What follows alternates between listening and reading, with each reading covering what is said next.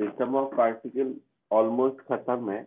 एक छोटा सा टॉपिक है वेरिएबल मास सिस्टम, वो आज करा देता हूँ, फिर ये चैप्टर खत्म हो जाएगा। अगली क्लास में हम लोग रोटेशनल मोशन करेंगे। तो इस चैप्टर में कुछ है नहीं, अब खत्म हो गया है। शुरू करें? Yes sir.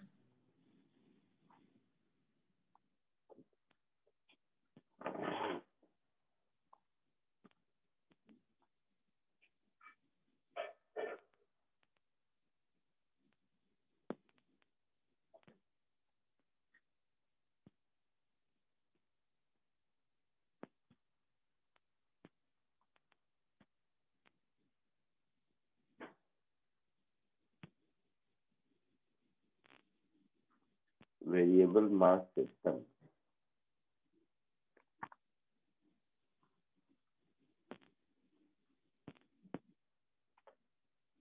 तो होता क्या है, अभी तक हम लोग पढ़ते आ रहे हैं कि सिस्टम का मास कांस्टेंट है,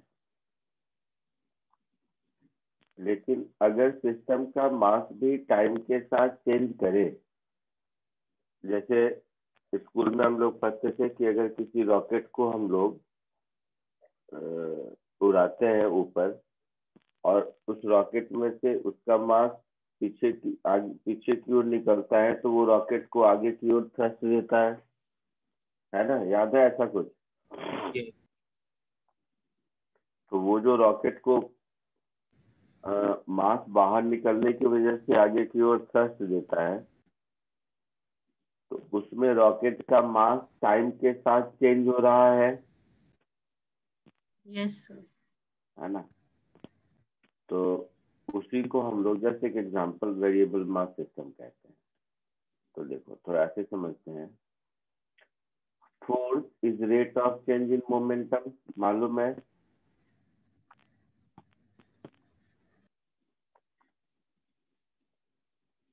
force is rate of change in momentum, मालूम है? Momentum is mass into velocity.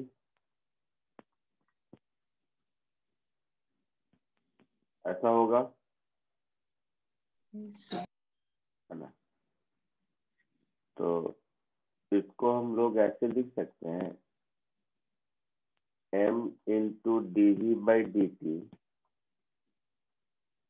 Plus v into D M by D t. Yes sir. तो इसमें ये वाला जो पोर्शन है m into d we by D t, ये तो आप लोग पढ़ते आ रहे हो, जिसको मास इंटू एक्सेलरेशन कहते हैं। यस। बट इसका जो दूसरा पार्ट है v into D M by D t, इसको हम लोग थ्रस्ट फोर्स कहते हैं। समझे मेरी बात? तो ये वाला जो कंपोनेंट है v into D M by D t, ये वाला कंपोनेंट ही आपका थ्रस्ट फोर्स है।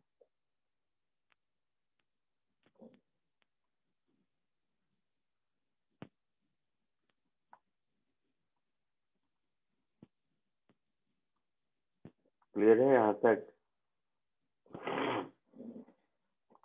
Yes sir. Yes sir. अब देखो कि ये जो थ्रस्ट फोर्स है, इसमें अगर मास डिक्रीज हो रहा है, that is dm by D T negative है, तो अगर dm by D T negative है तो इस थ्रस्ट फोर्स का डायरेक्शन v वेक्टर के अपोजिट होगा। समझ रहे हैं? ये जो थ्रस्ट फोर्स है, तो ये जो थ्रस्ट फोर्स है आपका, ये क्या है? ये v into D M by D t, यही है ना? आवाज आ रही है? Yes sir. हाँ। तो दो बातें हो सकती हैं। एक, अगर dm by D T negative है, तो dm by D T negative है। नेगेटिव कब होगा? जब मास डिक्रीज करेगा, है ना, हाँ सर। तो थ्रस्ट फोर्स का डायरेक्शन वेलोसिटी वेक्टर के अपोजिट होगा।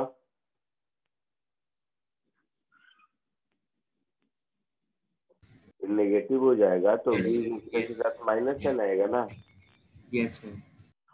मतलब मास अगर पीछे निकल रहा है तो थ्रस्ट फोर्स आगे लगेगा, यस। और यही अगर dm बाई dt पॉजिटिव है मतलब मास ऐड हो रहा है ना। तो मास अगर ऐड हो रहा है, या अगर, अब ये बात समझ आया ना मैं क्या कहना चाह रहा हूँ।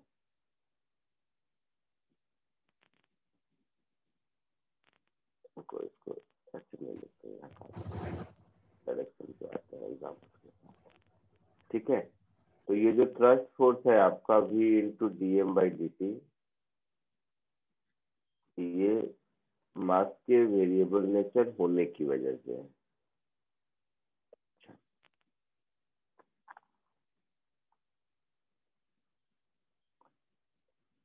अब ये जो v है, ये v किसकी वेलोसिटी है, तो थोड़ा सा इस पर भी ध्यान से एक बार देखते हैं।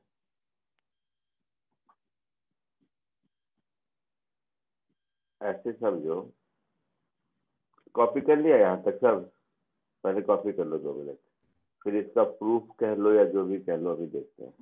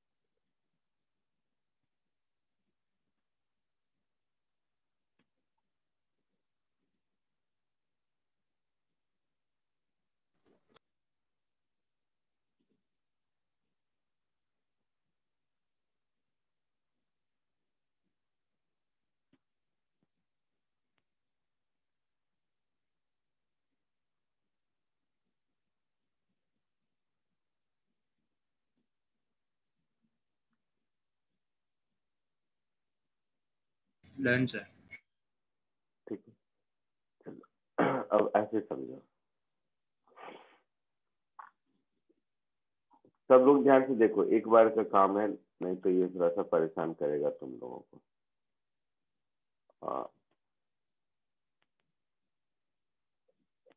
सपोज ये एक सिस्टम है जिसका मास है m, और ये v वेलोसिटी से जा रहा है। ठीक है,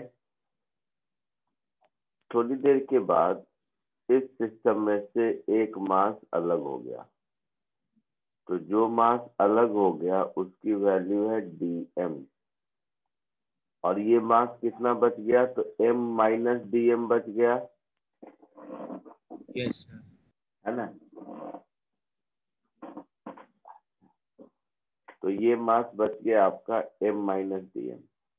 तो ये जो m माइनस dm मास है, ये अब जा रहा है, मान लो v वेक्टर में लिख लो, v इसका वेलोसिटी चेंज हो जाएगा, तो v प्लस dv वेलोसिटी से।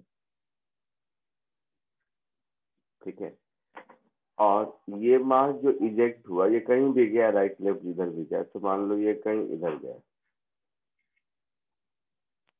और इसकी वेलोसिटी इस मास के रिस्पेक्ट में वी आर है, वी रिलेटिव। ठीक है, तो ये हो गया मेरा फाइनल कंडीशन, ये हो गया मेरा इनिशियल कंडीशन। यहाँ तक कोई दिक्कत? तो डीवी के से क्या हुआ? डीवी के से अरे मास में डीएम का चेंज हुआ तो वेलोसिटी में डीवी का चेंज हुआ। ओके। सर तो प्लस डीवी कैसे है? डीवी नेगेटिव होगा तो अपने आप माइनस हो जाएगा। Okay okay sir. है ना। Yes sir. वो तो वी आर वेक्टर का डायरेक्शन किधर है उस पर डिपेंड करता है कि पॉजिटिव होगा या नेगेटिव होगा। Yes sir. है ना? तो मैं तो रैंडम कोई भी डायरेक्शन ले लिया, वी आर इधर कहीं भी हो सकता है। तो अब इसमें अगर हम मोमेंटम कंजर्वेशन लगाएंगे, applying law of conservation of linear momentum, तो ऐसा लिख सकते हैं इनिशियल मोमेंटम, अभी फोर्स नेट कुछ नहीं है, is equal to final momentum. तो इनिशियल मोमेंटम को लिख दिया m इंटू वी वेक्टर, है ना। फाइनल मोमेंटम को लिख दूंगा मैं m minus D M into we plus d v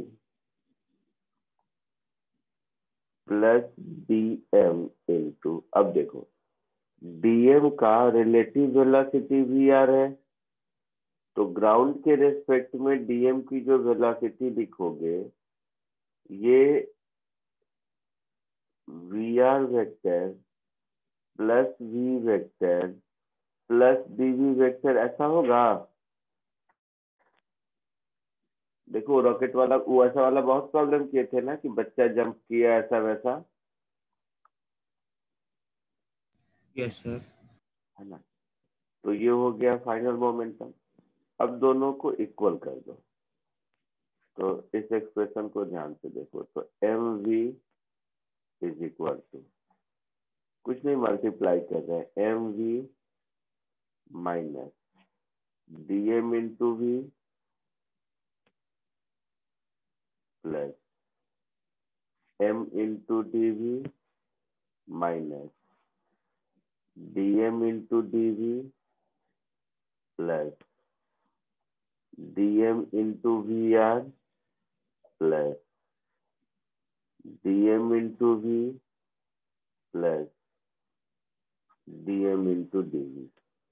तो डी एम डी वी गया, डी एम इंटू वी गया, दिख रहा है, हाँ सर। एम इंटू वी गया, तो 0 is equal to m D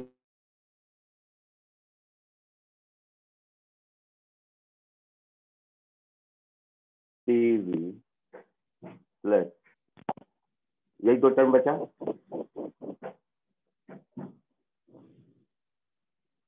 है ना, यही दो टर्म बचा आपका, बाकी सब कैंसिल हो गए ना। Yes sir.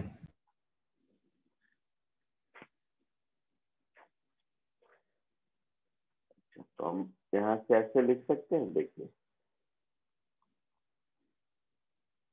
तो यहाँ से हम ऐसे लिख देते हैं M D V is equal to minus D M into we R, that is M D we by D T is equal to minus we are into D M by D T. और ये जो M D we by D T है thrust force, M D we by D T thrust force है, ऊपर बोला था मैंने, yes sir. M D we by D T thrust force है। तो यहाँ पर देखो थ्रस्ट फोर्स की वैल्यू मिल गई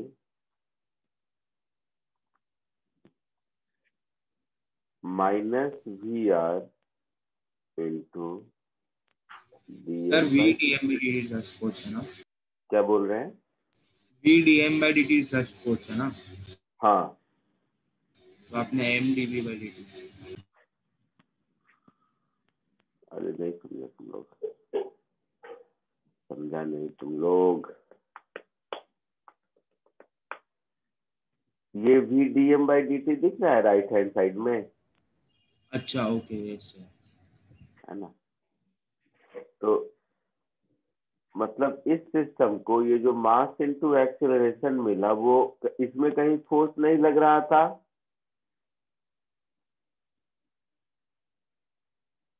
इस सिस्टम में कोई एडिशनल फोर्स नहीं है ना, नो सर। तो ये जो फोर्स लग रहा है ये m इंटू dv/dt, ये वाला फोर्स का value minus vr into dm/dt हुआ। Yes sir. तो इस सिस्टम में तो एक्सटर्नल फोर्स नहीं है ना, तो नो ये सर। जो भी फोर्स मिला यही थ्रस्ट फोर्स है।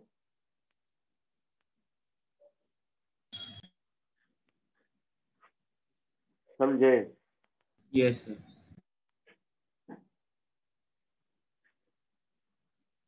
तो ये आपका हो गया थ्रस्ट फोर्स।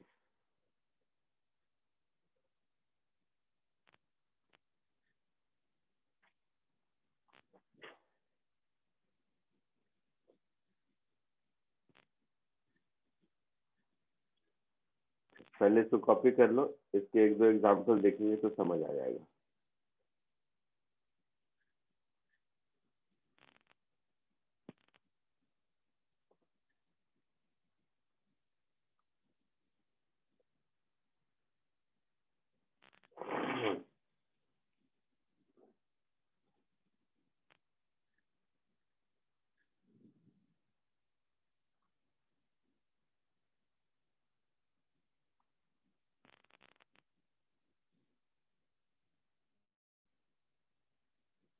सर वो DM इंटू VR+V+GV क्यों किया है?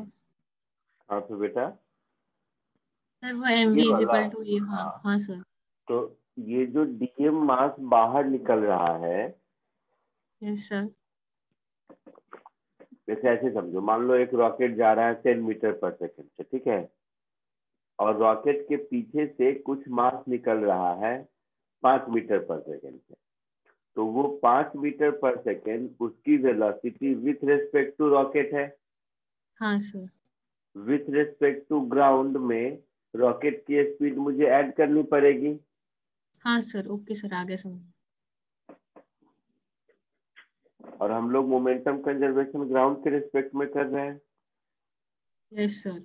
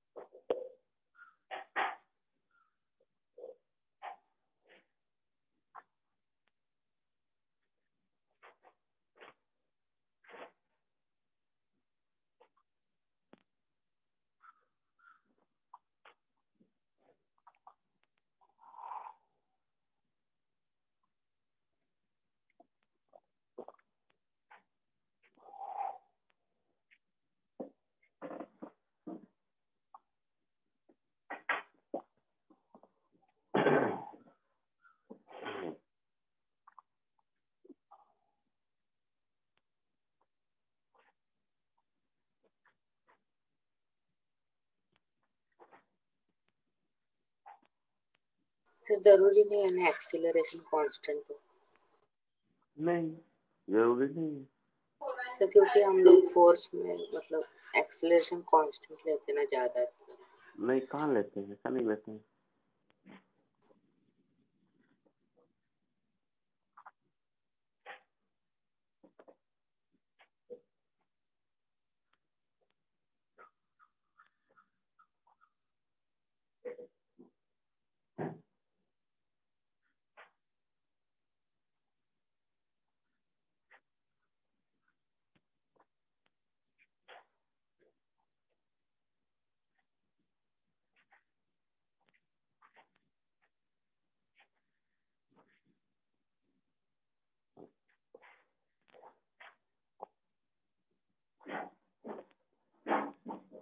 ये भी आप लोगों को बहुत ज्यादा मेडिकल को पूछेगा नहीं, थ्योरेटिकल क्वेश्चन होगा तो काम चल जाएगा, क्योंकि इसके अच्छे क्वेश्चन में बहुत ज्यादा कैलकुलस की जरूरत पड़ती है। लेकिन हाँ, लास्ट टॉपिक है, छोटा सा थ्योरेटिकल इजी इजी क्वेश्चन पूछ सकता है, कराऊंगा अभी medical point of easy question क्या होता है। चैप्टर आज आपका खत्म हो जाएगा, अगले लेक्चर से रोटेशन पढ़ेंगे हम लोग। हो गया? हो जाए तो बताइएगा।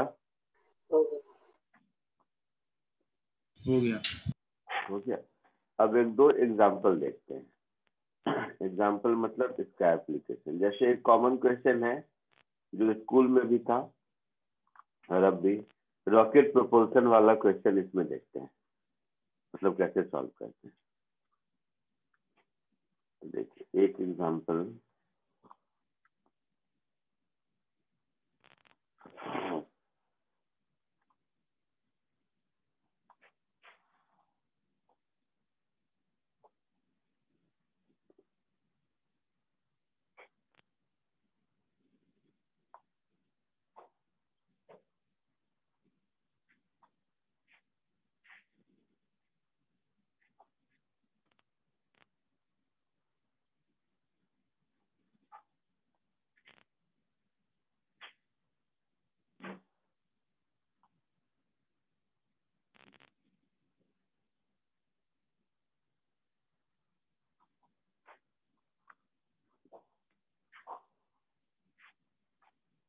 देखो सब लोग देखो, लिखना बाद में। सपोज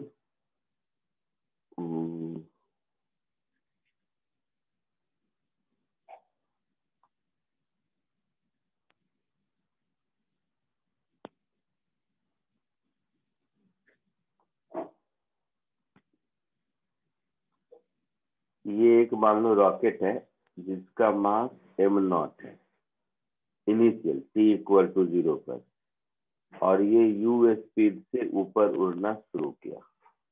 तो ये मेरी कहानी है t=0 पर, ठीक है। अब जब ये ऊपर उड़ता रहेगा, रॉकेट है मतलब इसके पीछे से मास निकल रहा है। हम लोग चाह रहे हैं कि किसी टाइम t पर इसकी मैं वेलोसिटी निकालूं। तो इसकी वेलोसिटी v है किसी टाइम t पर। अच्छा, इस मोमेंट पर, और इसका मास m है। इस मोमेंट पर हो क्या रहा है कि इस रॉकेट में से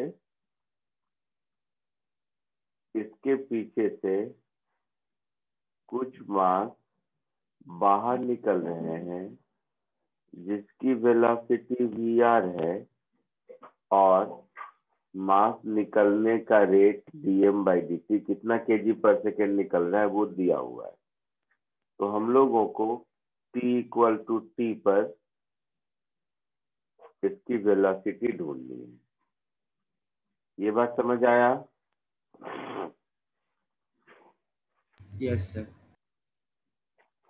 पक्का? Yes sir. अब देखो, किसी भी मोमेंट पर इसका फ्री बॉडी डायग्राम ड्रॉ करोगे तो क्या होगा, mg नीचे लगेगा और थ्रस्ट फोर्स ऊपर लगेगा, लगेगा। Yes sir. तो इसका अगर हम लोग इक्वेशन ऑफ मोशन लिखेंगे, तो इक्वेशन ऑफ मोशन ऐसा लिखेंगे कि thrust force minus mg ma, यही इक्वेशन ऑफ मोशन होगा। सर पार्टिकल तो नीचे जा रहा है तो mg माइनस थ्रस्ट फोर्स होगा। अरे पार्टिकल मतलब रॉकेट का ये है। अच्छा ओके सर। थ्रस्ट फोर्स किस पर लग रहा है? रॉकेट पर लग रहा है ना। Yes sir sorry. होगा ऐसा? Yes sir. पक्का?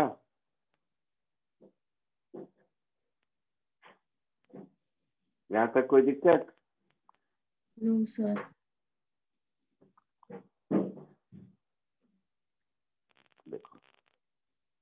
तो थ्रस्ट फोर्स को अभी हम लोग ऊपर देखे थे, लिखेंगे v are into dm by dt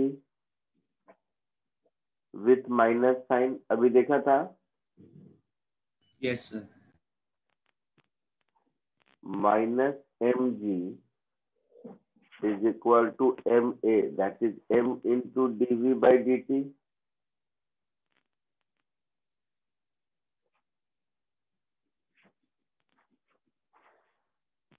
बोलो, यस सर, यहाँ तक कोई दिक्कत नहीं? m से डिवाइड कर देते हैं सबको, तो minus we are into dm by m dt minus g is equal to dv by dt, ऐसा हो जाएगा।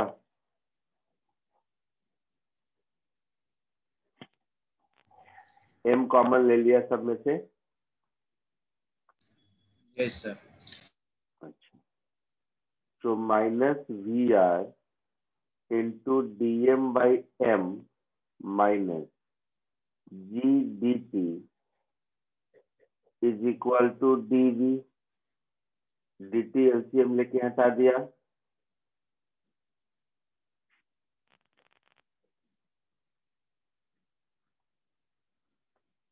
कोई यस, दिक्कत? नो सर, तो थोड़ा सा इसको ठीक कर देता हूँ, मैं इधर लेता हूँ, कुछ नहीं, तो minus dv, sorry dv is equal to minus we are into dm by m minus g d t, ऐसे ही इसको इधर ले आया और कुछ नहीं। इसको अब दोनों इंटीग्रेट कर देते हैं,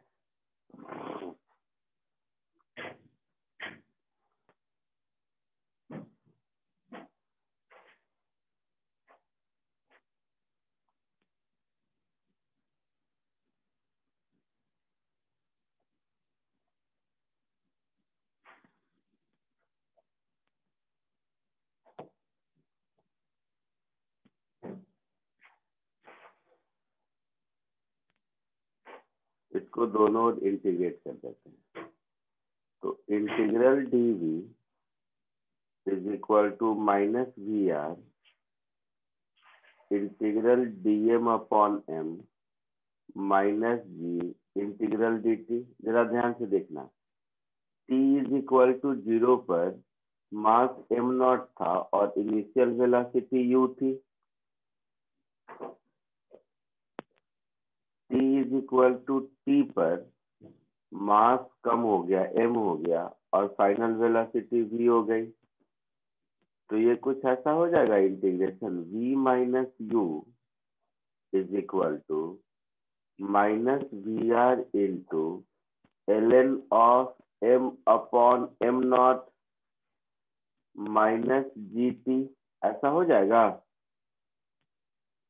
ln of m upon m naught कैसे आया? dx अपॉन x का इंटीग्रेशन क्या होता है ln x, हाँ, है ना?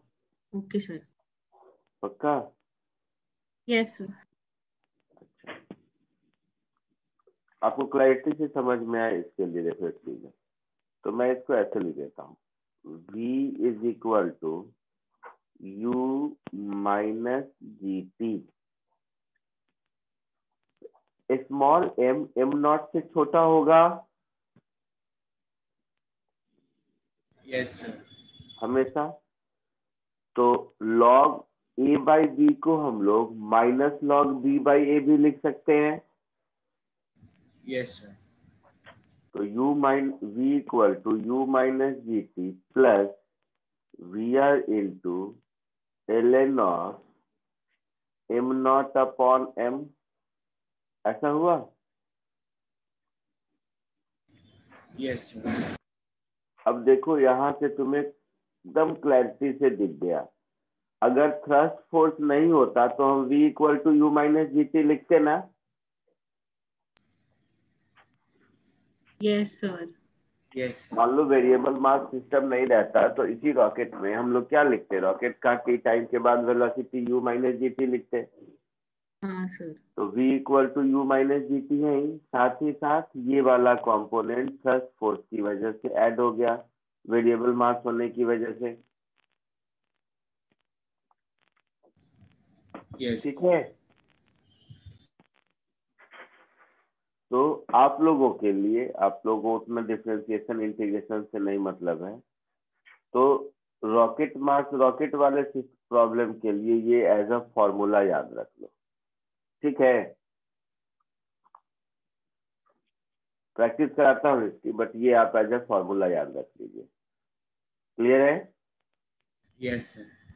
अच्छा, कभी कभी क्वेश्चन में ये भी कहेगा कि ग्रेविटी को इग्नोर करना है ना, तो अब ग्रेविटी को इग्नोर करना है तो ये जी का टर्म हटा दो, तो उस केस में ऐसा हो जाएगा। लिख देता हूँ, वो भी लिख देता हूँ नोट में।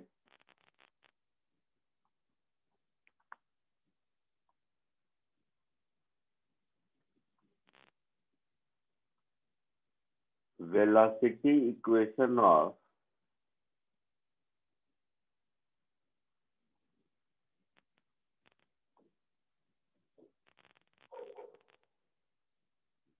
rocket in a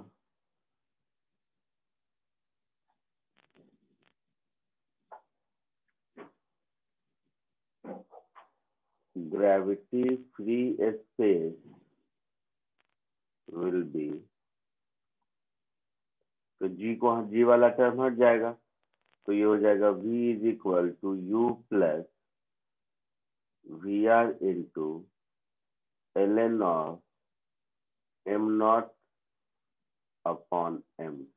अच्छा, यहाँ पर भी एम नॉट लिख दिया, एम नॉट अपॉन एम। ठीक है,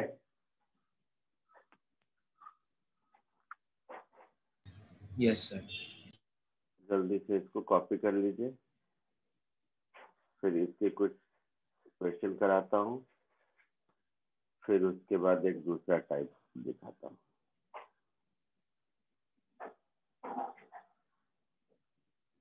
ये ऊपर तक तो यहीं से एग्जाम्पल 1 से ही लिखना बाकी है ना? हाँ सर। हाँ सर।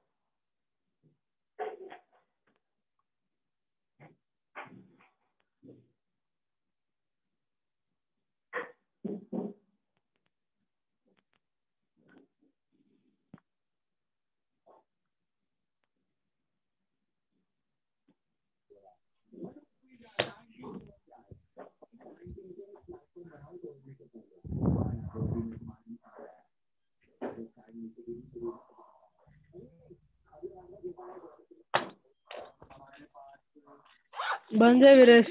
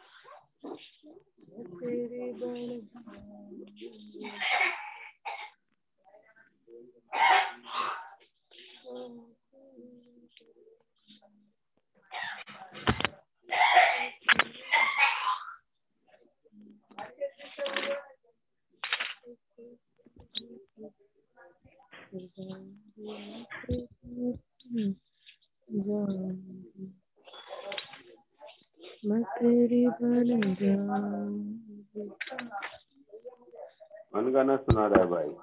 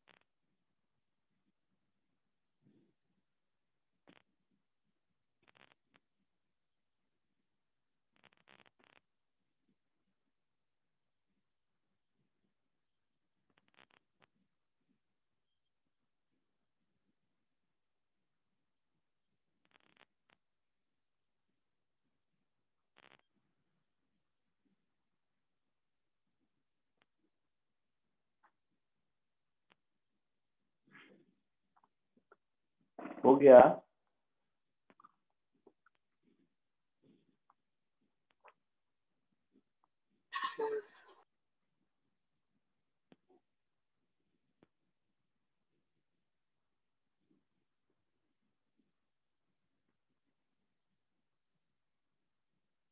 Done sir.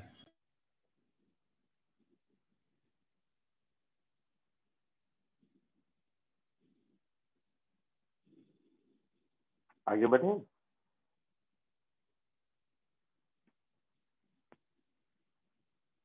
सबका हो गया? आगे बढ़ूं? Yes sir. अच्छा, एक दूसरा एग्जाम्पल देखो। तो ये सब थ्योरी नहीं है, प्रॉब्लम सॉल्व करने का ही तरीका है।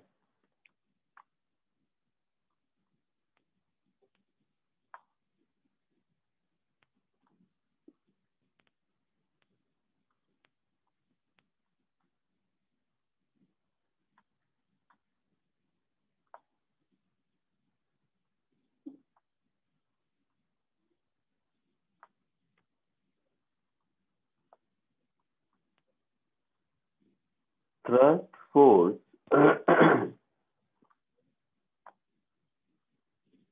on the table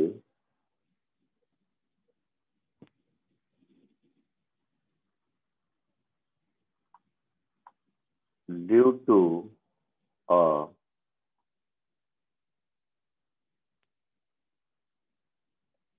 falling chain.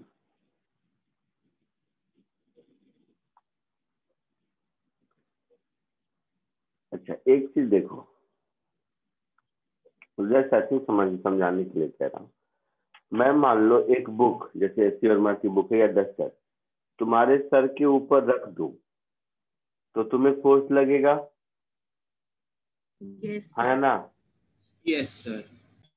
और उसी डस्टर को या बुक को मैं फेंक के मारूं तुम्हारे सर के ऊपर तो भी चोट लगेगा, यस सर। लेकिन फेंक के मारूंगा तो ज्यादा चोट लगेगा। हाँ सर। बुक को तुम्हारे सर के ऊपर ऐसे रख दूं तब जितना चोट लगेगा, और ऐसे पटक दूं तब जितना चोट लगेगा, जो पटका उसमें ज्यादा चोट लगेगा, है ना? Yes sir. तो ऐसे देखोगे तो मास ऑफ बुक तो दोनों में सेम है, तो mg के बराबर ही लगेगा, लेकिन जिसमें मैं पटका उसमें थ्रस्ट भी था ना, हाँ सर। है ना? तो जस्ट ये समझाने की कोशिश कर रहा हूँ, देखिए ध्यान से। ये एक स्टैंडर्ड प्रॉब्लम है, कोई थ्योरी नहीं है, सब लोग देखिएगा। सपोज ये एक चेन है, यूनिफॉर्म चेन है, इसका लेंथ है L।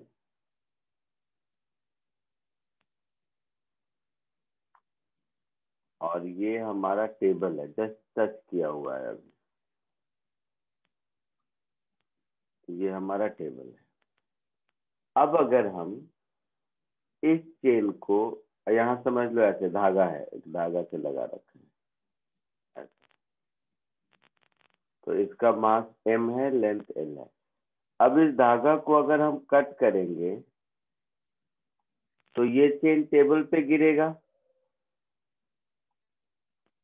गिरेगा ना? Yes sir. Yes sir. तो ये चेन जो टेबल पर गिरेगा, मान लो किसी टाइम के बाद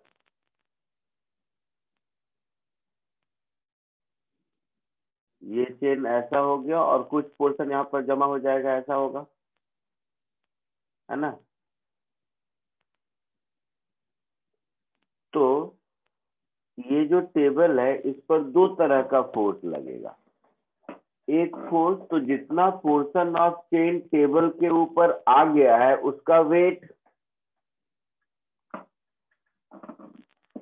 है ना?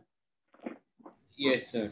जितना पोर्शन ऑफ चेन टेबल पर आ गया है उसका वेट, प्लस जो गिर रहा है उसका थ्रस्ट फोर्स। जैसे Yes. बुक को मैं तुम्हारे सर के ऊपर पटकूं तो बुक का वेट mg भी लगेगा और थ्रस्ट भी लगेगा, और केबल रख दूं तो केवल mg लगेगा। यस। Yes sir. तो जितना पोर्शन इस सरफेस पर आ गया है उसका वेट लगेगा, और जो पोर्शन ऊपर से गिर रहा है उसका थ्रस्ट फोर्स लगेगा, है ना? लेकिन मास नहीं चेंज हो रहा है। मास चेंज हो रहा है ना, हर सेकेंड तो टेबल पर मास ऐड हो रहा है, तो चेंज तो हो ही रहा है, कैसे नहीं हो रहा है? थ्रस्ट फोर्स क्यों लग रहा है? क्योंकि टेबल पर mass is keep on adding, है ना? बोलो बेटा। हाँ सर। अच्छा, तो थ्रस्ट फोर्स क्या होगा? अगर v स्पीड से गिर रहा है तो v इंटू dm/dt, है या ना? हाँ हाँ सर। तो v dm/dt कितना होगा? यहाँ पर थोड़ा दिमाग लगाना है, इसलिए समझना। मतलब एक सेकेंड में जितना मास ऐड हुआ वही dm/dt है।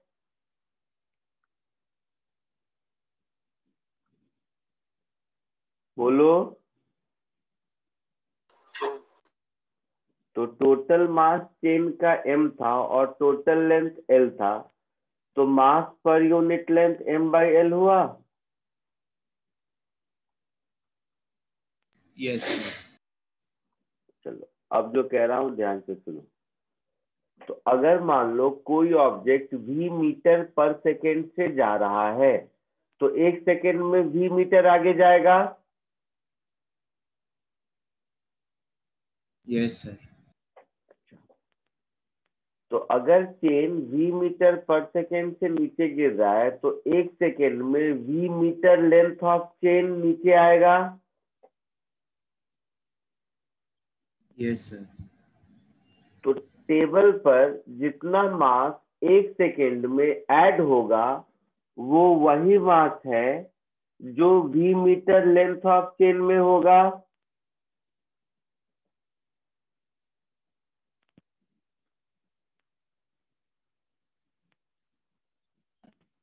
सर वापस बोलो। बोलो। हाँ सर। सर वापस एक बार एक समझाओ। एक सेकेंड में v मीटर चेन का लेंथ नीचे आएगा टेबल पे। Yes sir. अच्छा, तो v metre length of chain का जितना मास होगा वही मास ऐड हो रहा है।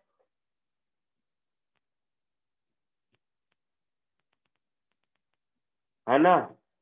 तो मास पर यूनिट लेंथ अगर लैम्डा है तो ये dm/dt लैम्डा इंटू वी हो गया। वी मीटर लेंथ में कितना मास होगा, तो लैम्डा इंटू वी, वही मास पर सेकेंड ऐड हो रहा है ना।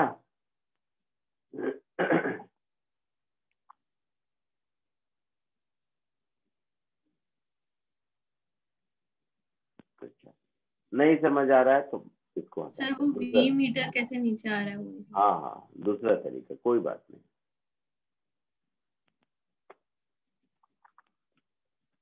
एक्स लेंथ ऑफ चेन में मास कितना होगा, लैम्डा इंटू एक्स होगा। Yes sir. सर तो dm/dt क्या होगा, लैम्डा कांस्टेंट dx/dt होगा। Yes sir. Yes sir. X क्या है, लेंथ ऑफ चेन। मैंने कहा था किसी मोमेंट पर चेन का लेंथ अगर एक्स है, पहले एल था अब एक्स है, तो ये एक्स डिक्रीज हो रहा है किस रेट से, वी रेट से। dx/dt ही वी है, तो ये हाँ sir. dm/dt lambda into we हो गया। यस सर, अभी आ गया सर। तो v इंटू लैम्डा वी हो गया, तो ये थ्रस्ट फोर्स हो गया लैम्डा इंटू वी स्क्वायर। मतलब जितना पोर्शन ऑफ चेन टेबल पर है उसका weight plus lambda v square, इतना लग रहा होगा, यस सर। है ना। Yes sir. आया समझ में।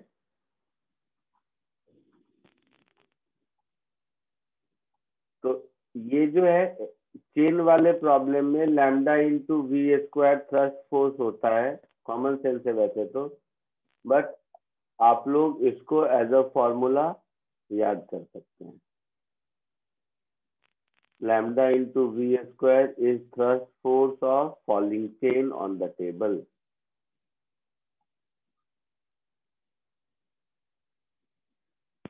ठीक है, कॉपी कर लीजिए। सर अगर कोई ब्रेक होगा तो? क्या होगा सर ब्रेक, सर वो तो चेन। तो सर ब्रिक में सुन, ब्रिक में कंटिन्यूअस मास थोड़े ना होता है। तो एक मान लो पत्थर है, अच्छा इतना तो लिख दिया, तो एक पत्थर अगर है, पत्थर गिरा तो पत्थर कितना फोर्स लगाएगा, पत्थर का जो चेंज इन मोमेंटम हुआ है वो थ्रस्ट फोर्स होगा, mg plus change in momentum, अगर v स्पीड से थ्रो कर रहे हो तो।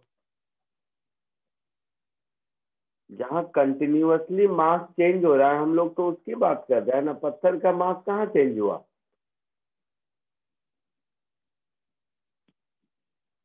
समझा कुछ। ठीक है, तो ये तो दो टाइप के प्रॉब्लम हो गए। इसके अलावा कुछ भी पूछे, दो तो जस्ट मैंने एग्जांपल दिए, इसके अलावा कुछ भी पूछा जा सकता है। तो ये अगर मोमेंटम कंजर्व करने आ गया तो बाकी सब आपसे हो जाएगा। अभी करके अभी आप लोग खुद कुछ करेंगे, जल्दी कॉपी कर लीजिए पहले।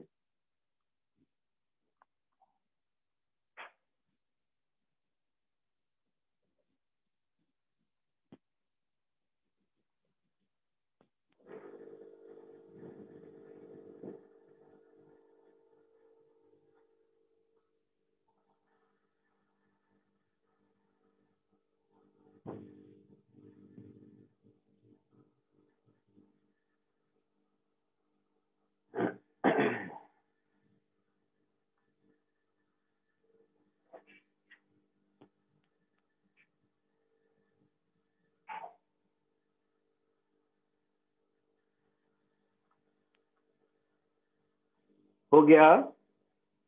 Yes sir.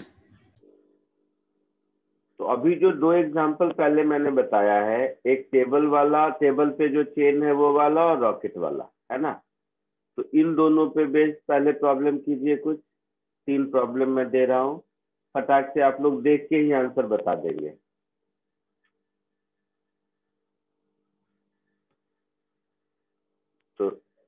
ये तीनों पहले मुझे बताइए, फिर आगे बढ़ूंगा मैं।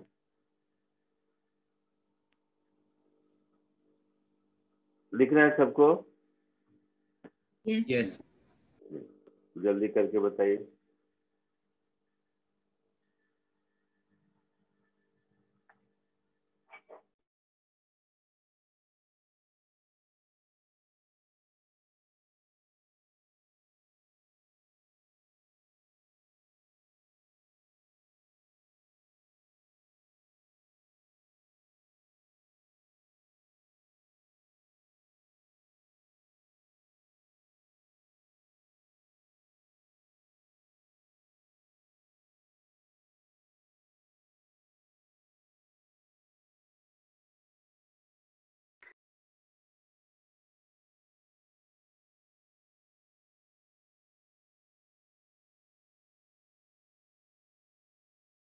सर अगर स्टोन होता तो फिर एक की mg4 से एक्ट करता ना सर, मतलब दूसरे बॉडी पे। सर हाँ, स्टोन होता तो स्टोन जमीन पर गिरेगा तो उसका मास चेंज नहीं करेगा ना। सर तो फिर mg फोर्स, तो एक्ट होगा। हाँ सुन ना, तो उसका फोर्स mg होगा अगर वो बिना किसी वेलोसिटी के गिरा है, और अगर आप पटके हैं उस पर तो mg तो होगा ही, साथ ही साथ स्टोन की इनिशियल वेलोसिटी भी थी और फाइनल 0, तो उसका जो rate of change in momentum होगा वो भी एक्ट करेगा ना। अगर ऐसा नहीं होता तो पत्थर मैं तुम्हारे सर पर रख दूं और पटकूं, दोनों में सेम फोर्स नहीं लगेगा ना। यस। तो केवल mg होता तो दोनों में सेम फोर्स लगना चाहिए था। हाँ ओके, हाँ एक सर केस समझा में जिसमें रखा उसमें केवल mg है, और जिसमें पटका उसमें mg तो है ही, साथ ही साथ पत्थर का चेंज इन मोमेंटम भी है।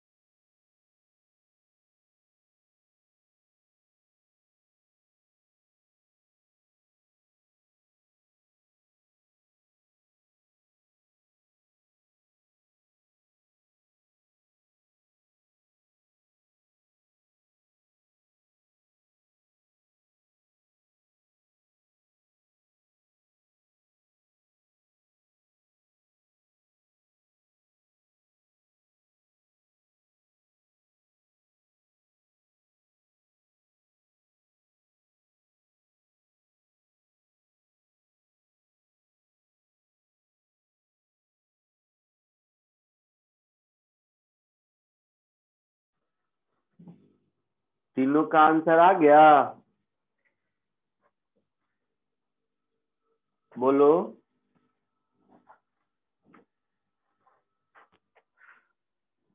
आंसर आया? कुछ तो बोल भाई। नहीं आया सर। कोई नहीं आया? चलो देखो 37।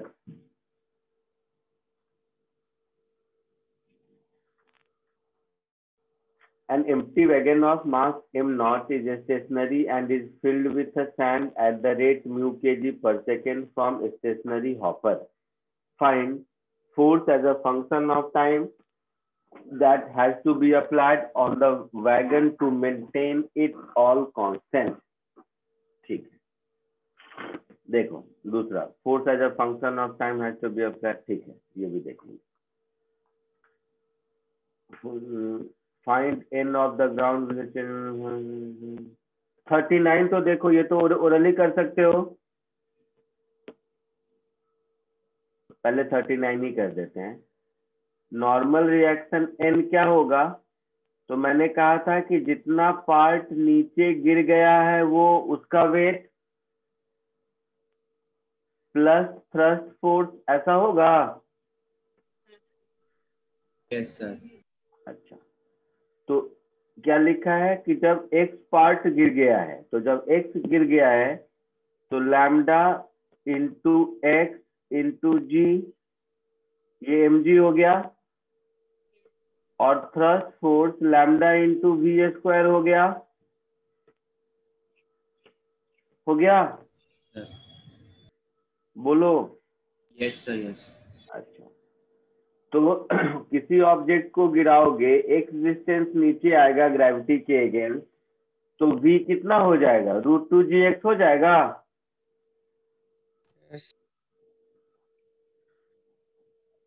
√2gx हो जाएगा. Yes sir. तो ये ऐसा हो गया. तो lambda g x plus 2 lambda g x हो गया, that is 3 lambda g x. Answer आया समझ में? Yes sir. इजी था ये? Yes sir. Yes sir. पक्का?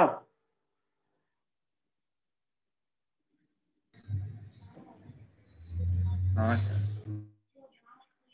अच्छा, मैं 37 38 भी बताऊंगा क्या, आप खुद सॉल्व करेंगे, लेकिन उससे पहले एग्जैक्टली वही वाला क्वेश्चन लेता हूं जो बताया है. जैसे ये बताया था, अभी रॉकेट वाला बताया है, तो 2 क्वेश्चन और रॉकेट का देता हूँ, फिर ये दोनों सॉल्व कर देता हूँ. आपसे खुद ही हो जाएगा, इनफैक्ट मुझे नहीं करना पड़ेगा.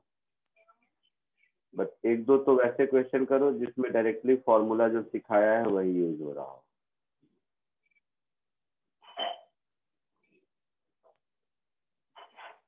दो क्वेश्चन देता हूँ, 40 और 41.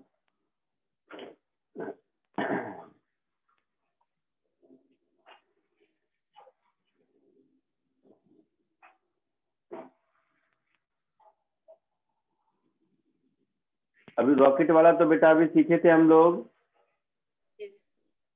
तो उसका डेरिवेशन आपके सामने है, होगा नोटबुक में. Yes sir. तो ये 40 41 करके बताओ.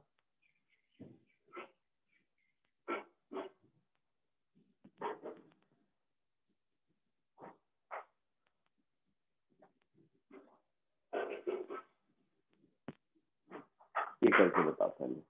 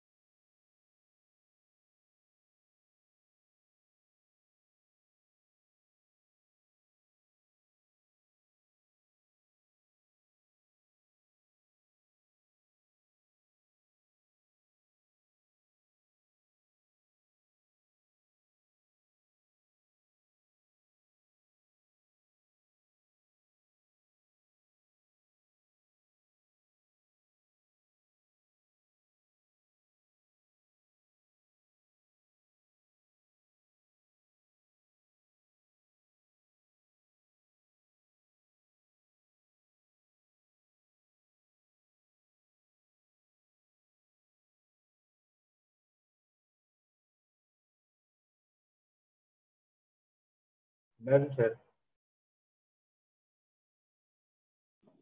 हो गया यस सर। दोनों? Yes sir. Yes sir. ठीक है, फटाक से देख लेते हैं आंसर, सॉल्व करके देख लेते हैं। जैसे mu k g per second with relative velocity v r, मतलब हम लोगों को dm by D t mu दिया हुआ है, dm by D T is mu k g per second दिया हुआ है क्वेश्चन में, यस है सर। ना? अच्छा, तो हम लोगों को वेलोसिटी चाहिए, तो अभी थोड़ी देर पहले हम लोगों ने डिराइव किया था v is equal to u minus G T plus we are into D M by D t, ऐसा डिराइव किया था हम लोगों ने। Sorry sorry sorry, my mistake. क्या है कि मैं फॉर्मूला नहीं, हमको तो वो याद रहता है। तो प्लस ये था मेरा V are into L N of initial mass upon final mass, ऐसा था। Yes sir. अच्छा, और मास आपका mu k g per second से कम हो रहा है, तो टी टाइम के बाद मास क्या बचेगा? M not minus mu T बचेगा। Yes sir. ओके, तो इस m को यहाँ सब्स्टिट्यूट कर दीजिए, तो v मेरा हो गया u minus G T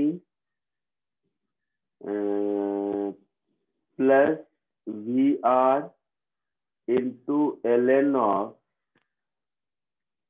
M naught upon M not minus mu T, ऐसा कुछ आंसर होगा? ढूंढिए ऐसा कौन सा था। B option. u minus G T plus B option. Clear है? Yes sir. नेक्स्ट में क्या बोला है कि ग्रेविटी फ्री स्पेस में है तो जी वाला टर्म नहीं होगा, है ना? Yes sir. तो u प्लस, मुझे लगता है डी आंसर होगा फिर।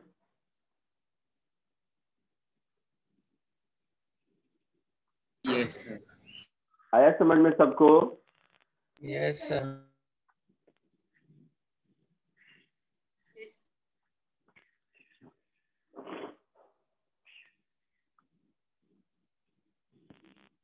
एक और क्वेश्चन करो।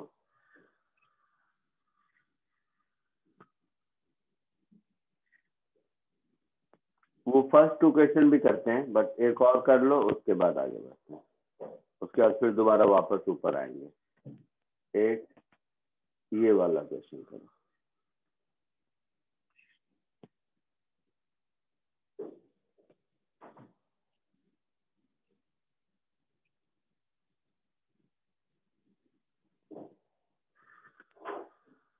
एक पाइप में से पानी निकल रहा है तो थ्रस्ट कितना लगेगा, ये पूछा है, कॉमन सेंस वाला क्वेश्चन है।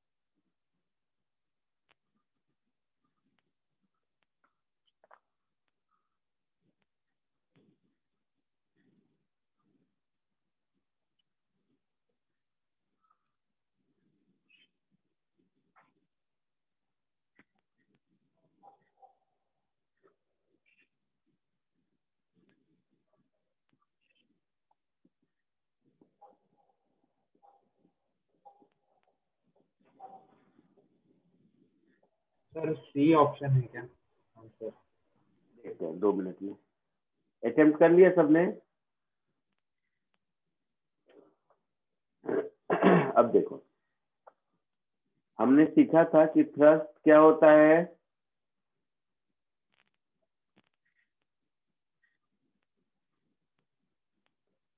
V इंटू dm/dt, है ना? Yes sir.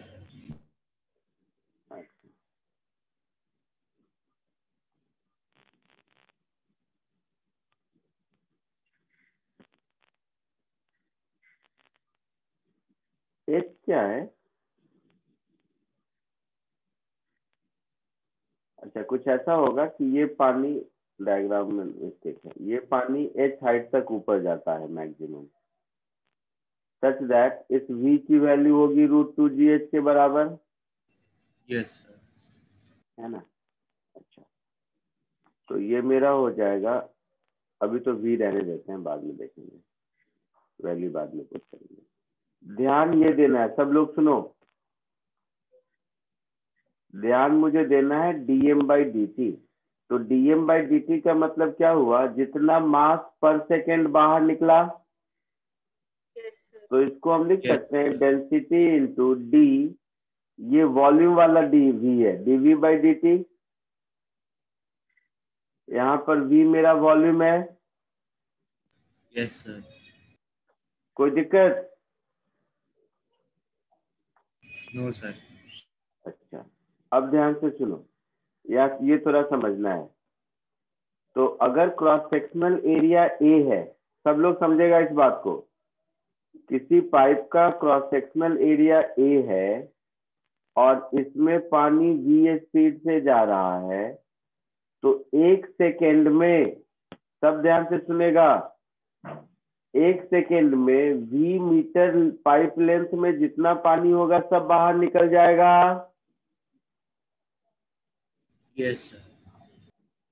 है ना? तो ये dv/dt क्या होगा?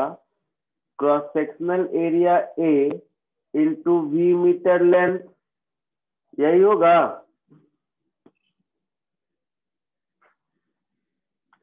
अगर v मीटर पर सेकेंड से पानी निकल रहा है, तो 1 सेकेंड में v मीटर ऑफ पाइप में जितना पानी होगा वो बाहर निकलेगा। तो Yes, sir. Cross sectional area ए है, तो v मीटर लेंथ का वॉल्यूम कितना हो जाएगा? a इंटू स्मॉल v हो जाएगा। Yes, sir. तो ये मेरा हो जाएगा rho into a into we square. तो rho into A, V square 2GH के बराबर हो जाएगा। तो 2ρAGH, 2ρAGH, सी आंसर।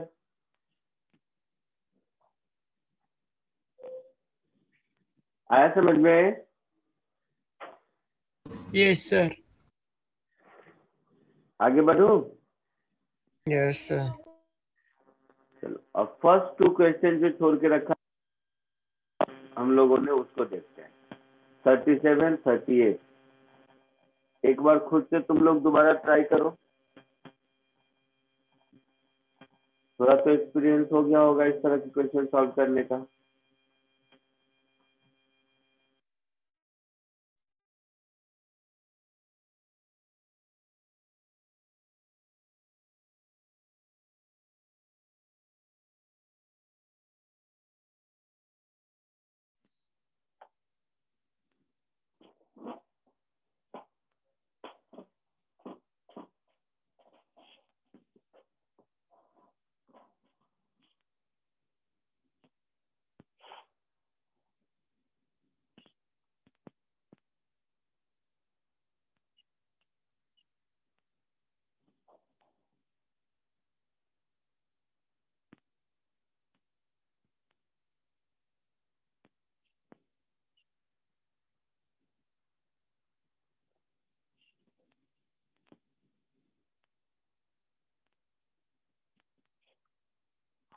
ए पार्ट में जो लिखा है ना, कहाँ चला गया?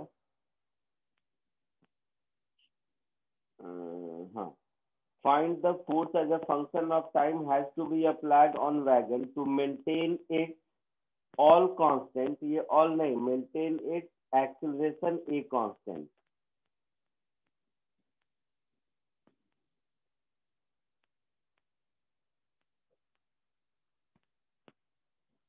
क्योंकि देखो सारे ऑप्शन में ए दिया हुआ है ना, यस और 38 में बोला है कि स्पीड भी कांस्टेंट मेंटेन रखने के लिए।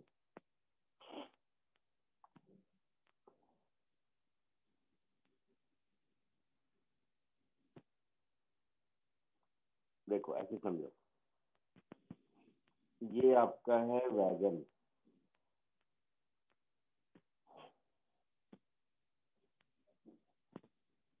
ट्रॉली है ये। इस एम्प्टी ट्रॉली का मास है m0 और इसके ऊपर हुपर से सैंड भरा जा रहा है, ठीक है। तो सैंड जो गिर रहा है उसका रेट है म्यू kg/सेकेंड, है ऐसा। यस सर और ये कह रहा है कि ये ट्रॉली जिस किसी भी एक्सेलरेशन ए से आगे जा रहा है वो कांस्टेंट रहना चाहिए, यही कह रहा है। यस सर अच्छा, तो अब सोचो ट्रॉली का मास तो बढ़ता जाएगा,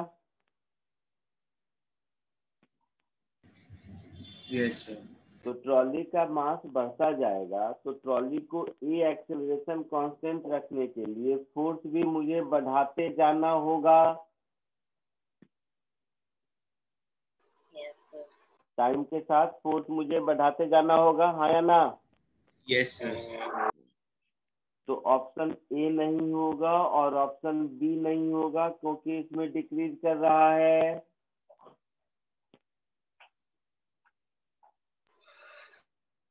समझ रहे हैं। यस तो सी और डी में से ही कोई एक होगा, है ना। तो किसी टाइम टी पर इसका मास क्या हो जाएगा, m0 प्लस म्यू टी, ऐसा हो जाएगा। और फोर्स क्या होगा, मास इंटू एक्सेलरेशन। तो m0 plus mu T into acceleration A, तो ये वैल्यू हो जाएगी m0 plus mu A T. आया समझ में, m0 इंटू ए, आया समझ में। यस पक्का।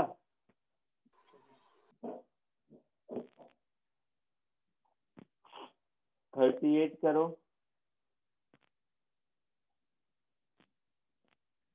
इसमें स्पीड कांस्टेंट रखना है।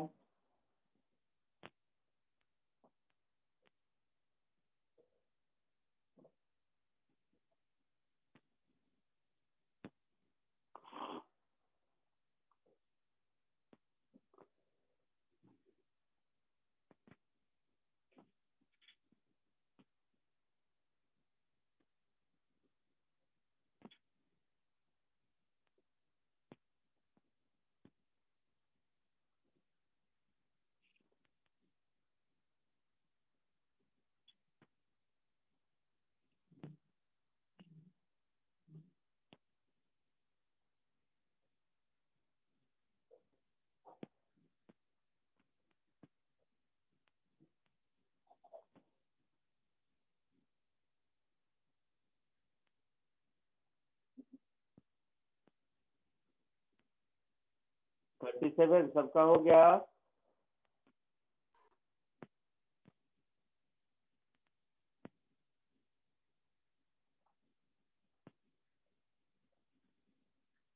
थर्टी सेवन सबका हुआ। हाँ सर।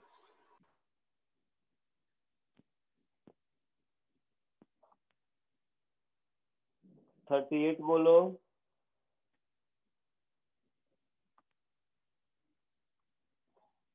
38 में देखो, अगर मास इंक्रीज हो रहा है और कोई फोर्स नहीं लगाएंगे तो वेलोसिटी डिक्रीज होना चाहिए, यस सर। है ना। Yes sir. लेकिन वेलोसिटी को हमें कांस्टेंट रखना है। Yes sir. पक्का।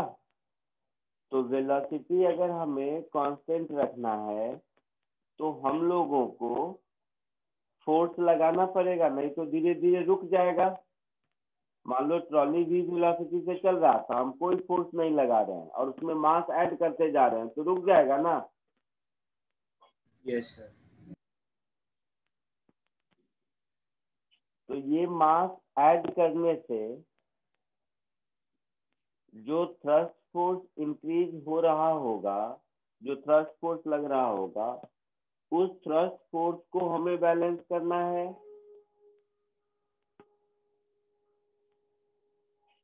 ना। Yes.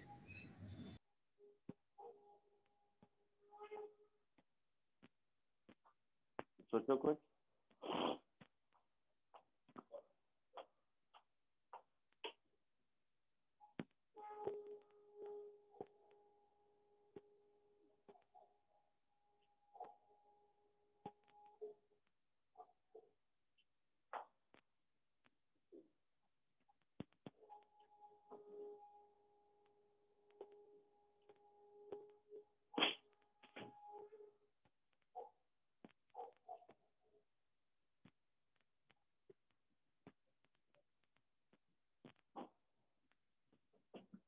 चलो इधर देखो, एकदम फंडामेंटल मेथड से पहले बताता हूँ, उसके बाद शॉर्टकट आपको खुद समझ आ जाएगा। सब लोग इधर देखिएगा,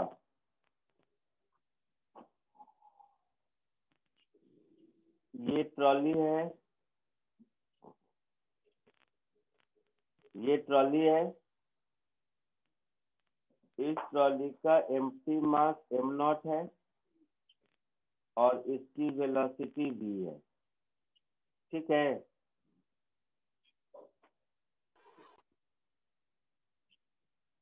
थोड़ी देर के बाद, या m0 को छोड़ो, m है किसी टाइम पर, थोड़ी देर के बाद इसकी वेलोसिटी हो गई, इसकी वेलोसिटी v ही है, ऐसा क्वेश्चन में बोला है कि वेलोसिटी हमें चेंज नहीं करना है यस ना। सर। मास हो गया m प्लस dm, मतलब ये किसी टाइम t पर है तो ये t प्लस dt टाइम पर ऐसा होगा, यस होगा, होगा। हाँ यस सर। और हम इस पर फोर्स मान लो F लगा रहे हैं, तो ध्यान से देखो, initial momentum m into we plus इस फोर्स का इम्पल्स dt टाइम में F into d t, this will be equal to final momentum, that is m plus dm into v। ये वाला एक्सप्रेशन समझ आया इम्पल्स मोमेंटम थ्योरम का।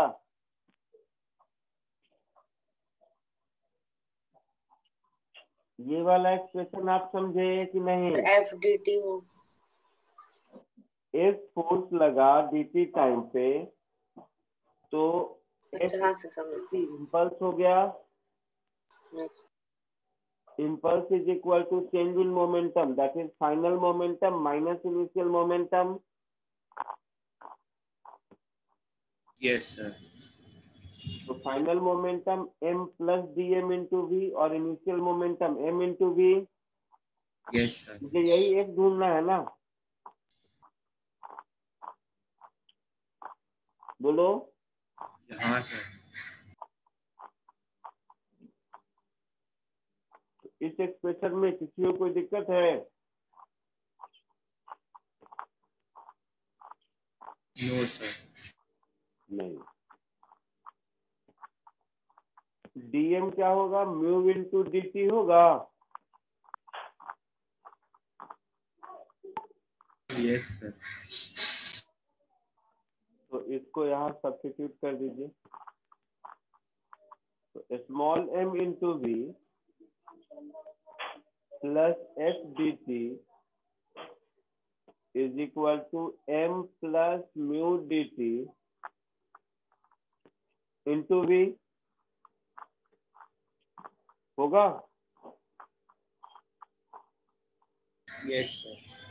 तो m into we plus mu D T into V, तो m into we गया, तो f दिख रहा है यहाँ से, mu into we. Yes sir. Option में आइए, म्यू इंटू वी कोई आंसर है? कौन सा क्वेश्चन था? Option A.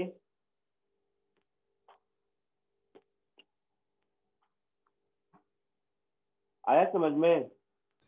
Yes sir. अच्छा, अब देखो ये ओरली कैसे सॉल्व कर सकते हो वो भी बताता हूँ, बट पहले इसको कॉपी कर लो।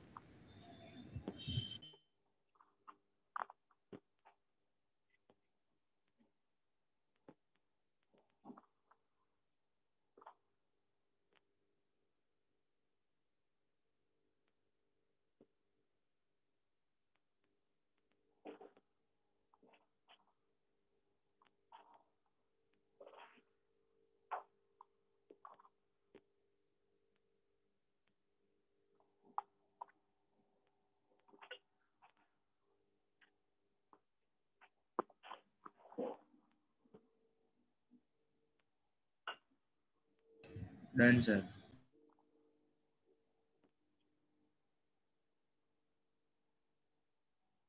हो गया? हो गया? यस अब सर। देखो इसको ओरली कैसे सॉल्व कर सकते हैं, तो कॉमन सेंस से देखो, हर सेकेंड क्या हो रहा है, म्यू मास ऐड हो रहा है, यस सर। जिसको मुझे v वेलोसिटी देनी है। Yes sir. तो हर सेकेंड, एवरी सेकेंड म्यू मास ऐड हो रहा है और उसको हमें v वेलोसिटी देनी है। तो मुझे rate of change in momentum कितना देना है, mu into we. Yes sir. वही फोर्स होता है, आंसर। समझे कुछ? Force is rate of change in momentum. तो पहले ट्रक जा रहा था v स्पीड से, उसमें मैंने एक सेकेंड में म्यू मास ऐड कर दिया और उसका v स्पीड मुझे v ही देना है। मतलब हर सेकेंड मुझे mu into V momentum add करते जाना है। हर सेकेंड मुझे सिस्टम में mu into V momentum add करते जाना है। Yes sir. तो rate of change in momentum mu into V हुआ ना, वही फोर्स होता है, मतलब इतना फोर्स देना पड़ेगा। समझे? Yes sir. चलिए ये चैप्टर मेरी तरफ से खत्म। सर वो नेक्स्ट क्लास में डीएम हम लोग इक्वल टू म्यू dt कैसा है वो? क्या? Sir dm equal to mu dt। अरे डीटी टाइम में कितना मास ऐड हुआ? म्यू। म्यू तो पर सेकेंड ऐड हो रहा है।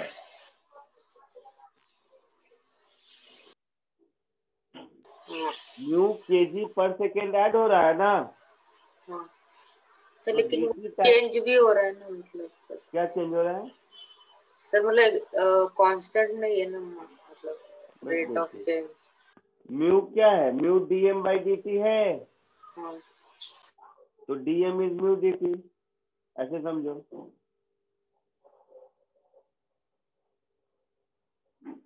इस क्वेश्चन में डीएम बाई डी म्यू दिया है, हाँ तो डीएम इज म्यू डी।